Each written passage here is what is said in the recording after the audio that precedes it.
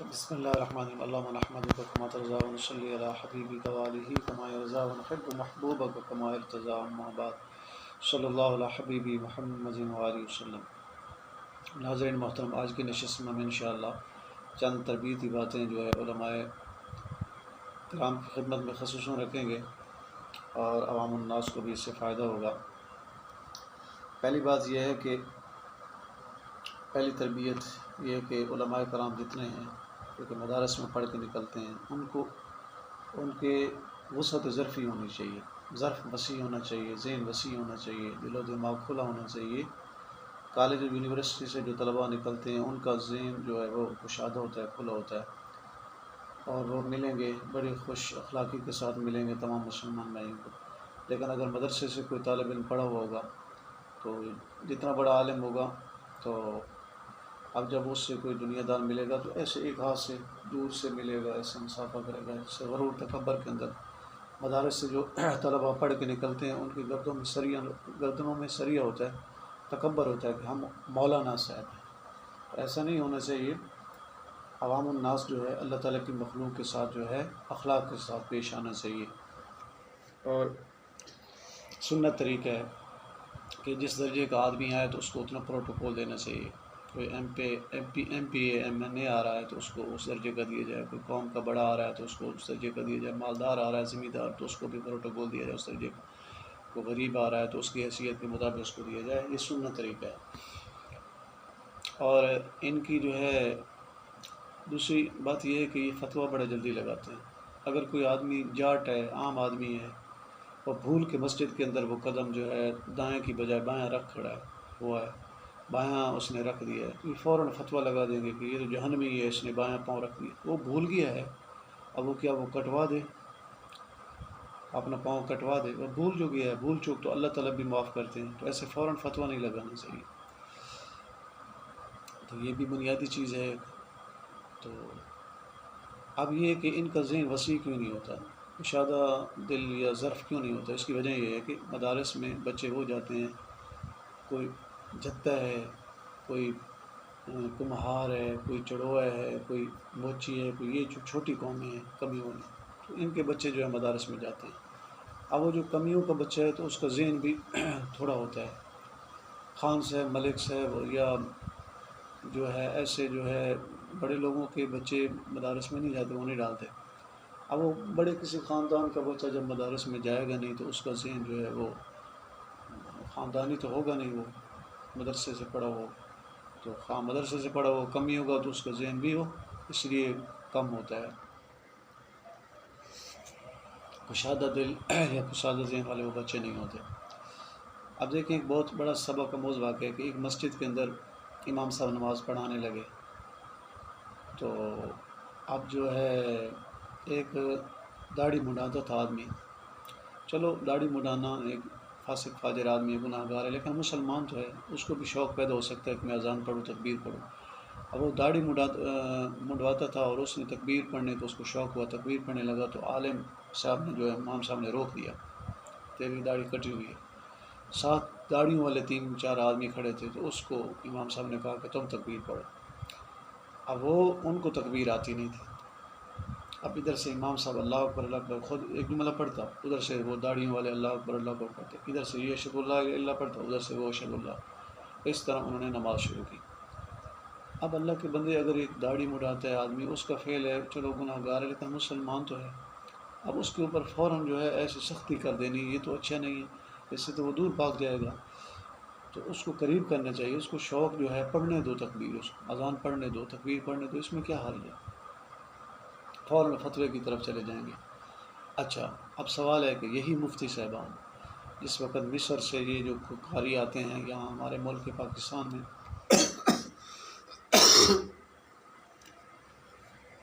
تو مصر سے آنے والے جو قراء کرام ہوتے ہیں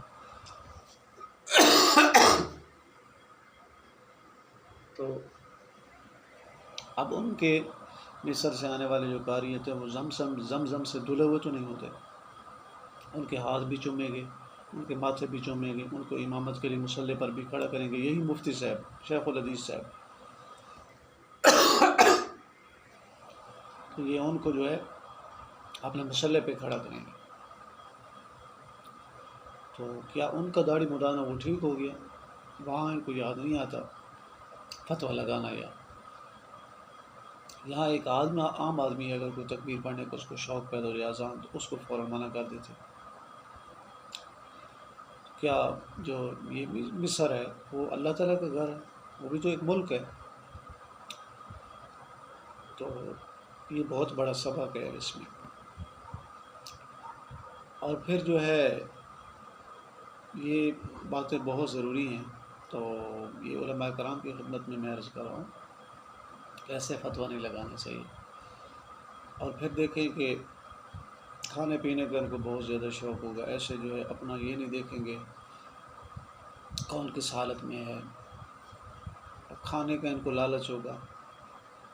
اب ختم پڑیں گے بازی تو آخری ابھی دو سلام منہ پر پھیر رہے ہوں گے کہ ادھر سے جو ہے ہاتھ ان کا گلاس دودھ کے گلاس کی طرف چلا جائے گا. ایسے تو لوگوں کے دلوں میں ایسے جو ہے پھر علماء کرام کے بارے میں تنقیص اور توہین والا رویہ جو ہے وہ یہ اپنی توہین خود کراتے ہیں. ایسے یعنی اگر مال کا لالچ نہ کریں، ایسے ان چیزوں کا لالچ نہ کریں تو عوام الناس بھی پھر قدر کریں گے.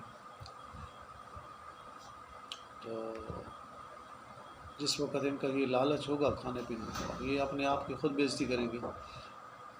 میرے حضرت شیخ دامت برکاتہ عالیہ تو ایک پروگرام میں میرے حضرت والا کو انہوں نے دعوت دی، تو وہاں علاقے کے جو ہے ایم پی اے بھی آئے ہوئے تھے اور علاقے کے بہت بڑے سرکردہ ایک عالم دین بھی سٹیج پہ موجود تھے.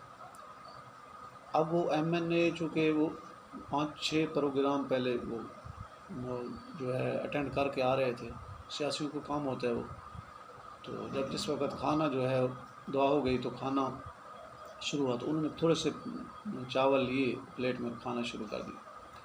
ادھر سے جو علاقے کے بہت بڑے مولوی صاحب تھے تو یہ ان کو کہتے ہیں کہ اس دفعہ جو الیکشن ہوگا تو ووٹ بھی آپ کا ہوگا اور خون بھی آپ کو دیں گے.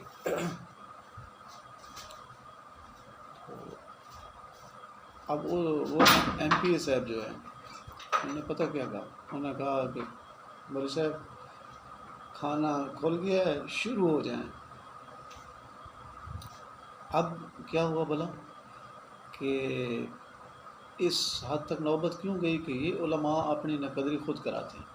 اس وقت کھانے پینے کا لالچ ہوگا، اس وقت مال و دولت کا لوگوں کی جیبوں پہ نظر ہوگی، تو چندے کے لیے جو ہے بار بار لوگوں کو جو ہے کے پاس جایا جائے گا، ہر ٹائم چندہ، ہر وقت چندہ. تو اس سے اپنی جو ہے قدر خود گھٹاتے ہیں علماء کرام. تو اب یہ بہت یعنی فکر انگیز باتیں ہیں اور ان میں غور و فکر کرنے سے ہی پھر اب اگر کوئی بھی اگلی بات یہ کہ علماء کرام کو اس میں بھی تھوڑا غور کرنا چاہیے.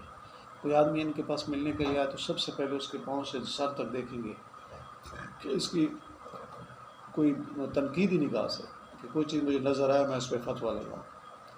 یعنی اچھائی ہی نہیں دیکھیں گے، تنقید کریں گے اور تنقید یہ نکالیں گے، عیب نکالیں گے، نکتہ چینی کریں گے.